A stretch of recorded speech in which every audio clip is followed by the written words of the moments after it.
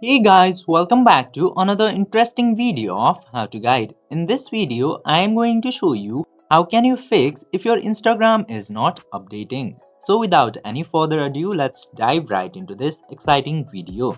Now, if your Instagram application is not updating when you are doing it directly from the Instagram application into your computer or mobile phone, you should just simply wait for some time and try again after some specific period of time.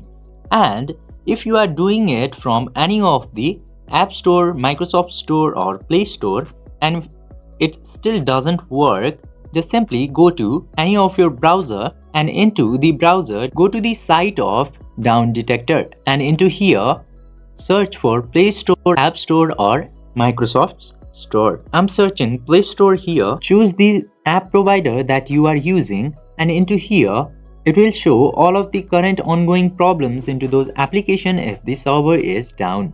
And at the time when you are seeing this site, if it doesn't show any problem, then it's not about the server problem. It might be the storage issue into your device. Just simply clean up the storage and try to download it again. And after that, the problem will be fixed.